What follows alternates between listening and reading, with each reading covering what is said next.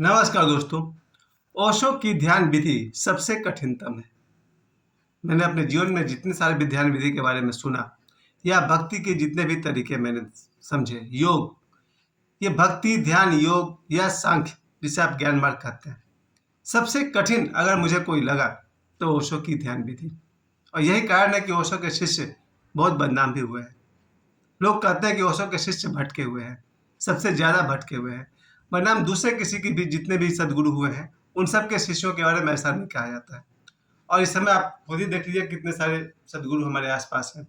सबसे ज़्यादा अगर किसी की बदनामी होती है तो बड़ा साफ साफ ओशो के शिष्यों की बदनामी होती है।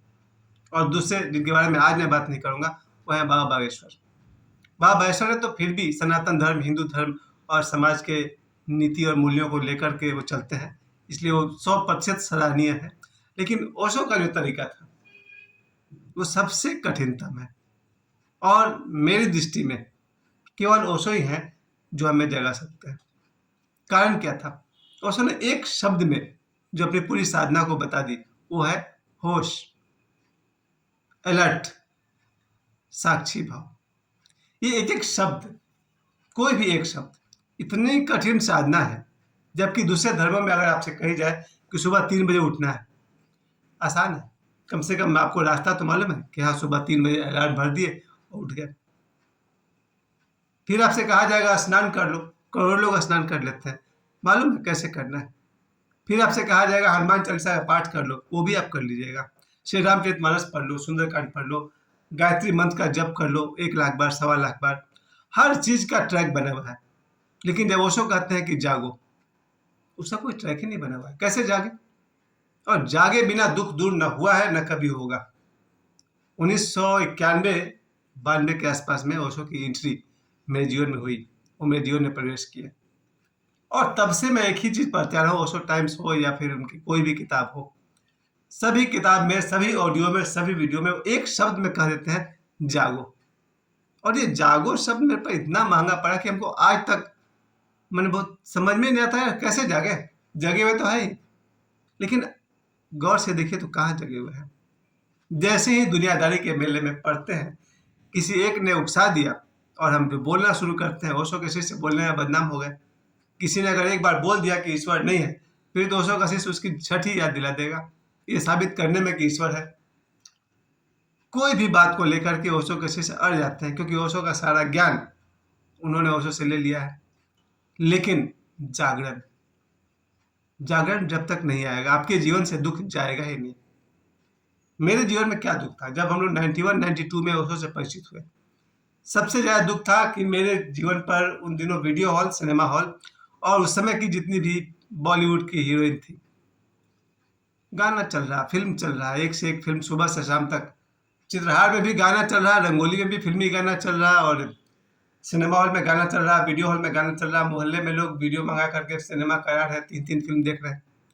मेरा दिमाग, मैं अपनी बात कर रहा हूँ, इस दिमाग में सिर्फ माया नगरी मुंबई बसा हुआ था।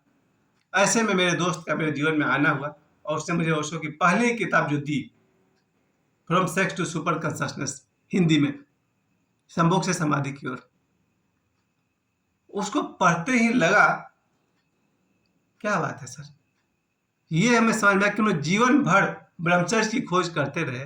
ब्रह्मचर्य की खोज करना ही नहीं है, ब्रह्मचर्य के चक्कर में पढ़ना ही नहीं है, ब्रह्मचर्य शब्द का उच्चारण भी नहीं करना है, बस जाग जाना है।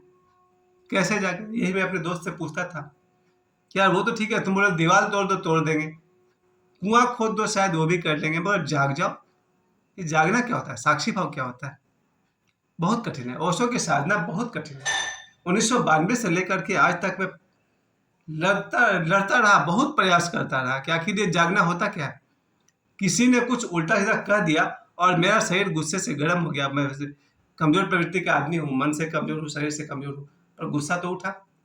मुझे याद है जब मैं स्कूल में पढ़ाता था, अचानक मेरा प्यून मेरे पास आया और बोला कि कुर्सी दीजिए। तो मैं जिस कुर्सी में बैठा हुआ था वहाँ बैठ कर पढ़ा रहा था बच्चों को, तो मैंने अपना कुर्सी दे दिया। मुझे लगा कोई गेस्ट आया हुआ है, तो मैंने अपनी कुर्सी भेज दी। फिर उसने बगल के टीचर ने बोला कि कुर्सी दीजिए।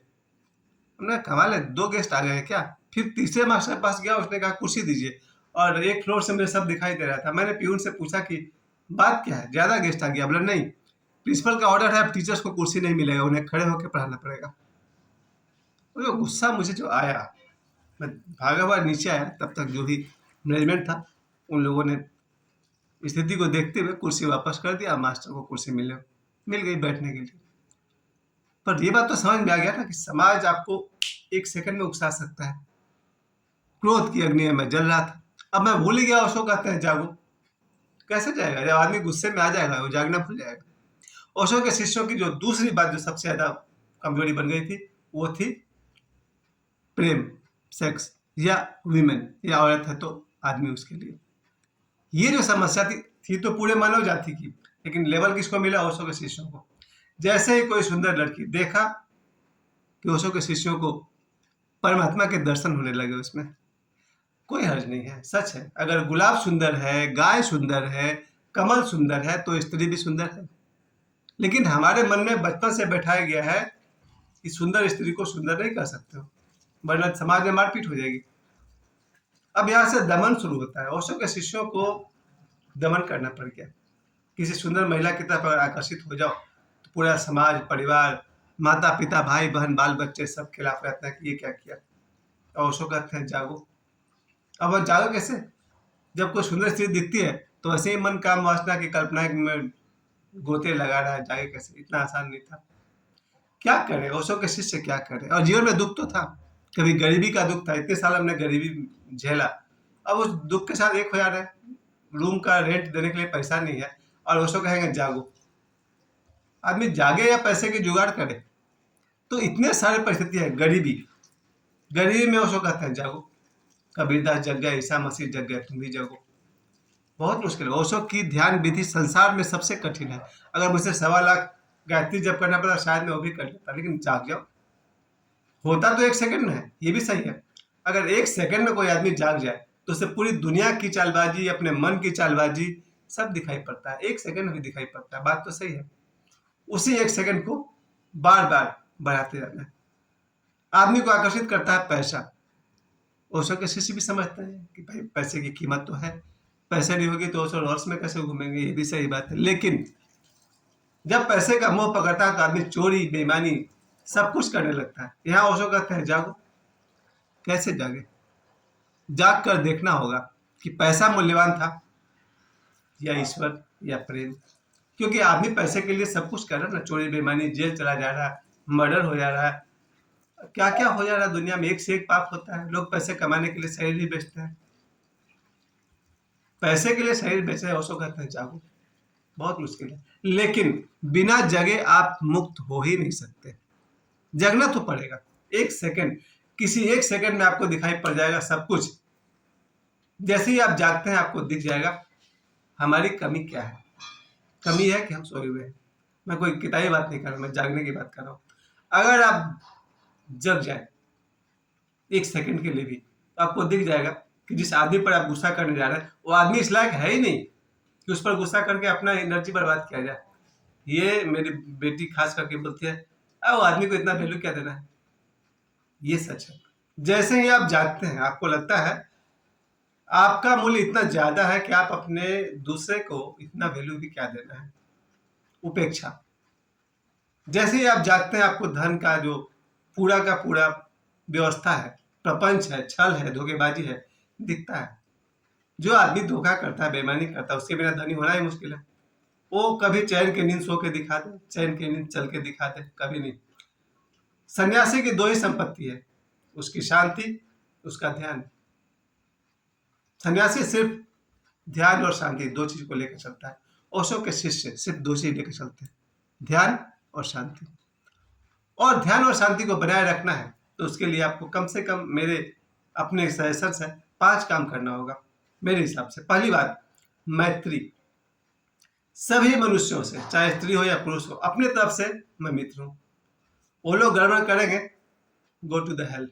उपेक्षा। मेरे तरफ से मैं सबका मित्र हूं, लेकिन जो मेरी मित्रता में धोखेबाजी करेगा उसको आउट, जिसको कहते हैं इग्नोर करना। आप अपने ध्यान में स्थापित हो जाइए, अर्थात जाग जाओ। वो आदमी मित्रता के काबिल ही नहीं ना, फिर उसके पीछे अपना एनर्जी, समय, पैसा बर्बाद करना बेकार है। तो पहली बात, मैत्री का भाव सबके लिए रखें, और जो आपके मैत्री का अपमान करता है, मित्रता का अपमान करता है, उसके लिए उपेक्षा, गो टू हेल्प। दूसरी बात मैंने सोचा है प्रेम। आपको जिससे भी प्रेम महसूस हो रहा है, जिससे भी, चाहे वो स्त्री हो, पुरुष हो, लड़की हो, बगीचा हो, कार हो, बाइक हो, मेंढक हो, कुत्ता हो, आदमी हो, प्रेम को महसूस कीजिए। प्रेम ही आपको जगाएगा, ओनली प्रेम। क्योंकि इसका उल्टा होता है नफरत। अगर आपको आदमी से नफरत हो जाए, औरत से नफरत हो जाए, कुत्ता से नफरत हो जाए, आपकी शांति गई। कहाँ गई, समझ जाइए। जीवन में जिससे भी आप प्रेम करते हैं, प्रेम महसूस करते हैं, जरूर प्रेम कीजिए, खूब प्रेम को महसूस कीजिए। प्रेम ही ईश्वर के सबसे नजदीक तक ले जाएगा, ये मेरा अपना दावा है। प्रेम के कारण ही मैं जग सका। मैं 1-2 सेकंड के लिए सही, वो जो जागरण मुझे मिला है, प्रेम की वजह से मिला है। अगर मैं भी नफरत करने लगूं सभी लोगों से, सभी आदमी से, सभी लड़कियों से, सभी औरतों से, तो फिर जीवन में शांति कहाँ, फिर न ध्यान न शांति। तीसरी बात मैंने निकाला है ध्यान। प्रतिदिन ओशो के बताए हुए मैं 1 घंटे मेडिटेशन करता हूँ, डायनेमिक। और अगर हो सके तो 1 घंटा विपश्यना ध्यान करें, या आपको जो भी फेवरेट है। ओशो ने 112 विधि बताए, या उससे ज्यादा विधि उनका है। उनमें से जो भी ध्यान विधि आपको पसंद है, प्रतिदिन 1 घंटा उनका ध्यान विधि करें, ताकि आपको 1-1 सेकंड का जागरण बोनस के रूप में मिलता रहे। और आप जागेंगे, मेरा दावा है आपके जीवन के सारे दुख मिट जाएंगे। दुख है क्या, गरीबी। और एक दुख होता है गरीबी, दूसरा होता है प्रेम का अभाव, मित्रता का अभाव, धन का अभाव। सारे खत्म हो जाते हैं बस जागते हैं। 1 सेकंड का जागरण और आप पार। और 1-1 सेकंड का जागरण को संभालते जाइए, आपके जीवन में दुख रहेगा ही नहीं। और चौथी बात, जो जिसके लिए ओशो के शिष्य बदनाम है बोलने के लिए, मैंने खुद को इसकी आज तक नहीं कर पाया, वो है मौन। हो सके तो बेकार की बातों को न बोला जाए, काम की बात बोली जाए, पर कठिन है, मैं खुद नहीं कर पाया। और पांचवी और अंतिम बात, ओशो के जब भी कोई वीडियो या ऑडियो आपके सामने आते हैं, सुनिए। शायद ओशो आपको कई तरह से, कई दरवाजों से आपके जीवन में प्रवेश करके आपकी सहायता करना चाहते हैं। मैं एक अंत में फिर से कह दूं, ओशो की ध्यान विधि सबसे कठिनतम है, और वो एक शब्द में है, जागो। जिसको जे कृष्णमूर्ति कहते हैं कंप्लीट अटेंशन, एकदम अलर्ट। आप 1 सेकंड के लिए अलर्ट हो जाए, और आप देखेंगे दुनिया में क्या गलत है और आपके अंदर क्या गलत है। और जब गलत विदा हो गया, तो आपके जीवन से दुख विदा हो गया, फिर जो बचा वो आनंद है। मुझे समय देने के लिए आप सभी को बहुत बहुत धन्यवाद। और ओशो से सदगुरु को मैंने पाया, जीवन धन्य हुआ। अभी भी कहता हूँ, ओशो की ध्यान विधि सबसे कठिन है, और ओशो के शिष्यों को सबसे अधिक गलत समझा जाता है, और ओशो के शिष्य ही सबसे ज्यादा ईश्वर के नजदीक है, प्रकृति के नजदीक है। मुझे समय देने के लिए आप सभी को बहुत बहुत धन्यवाद। प्रणाम।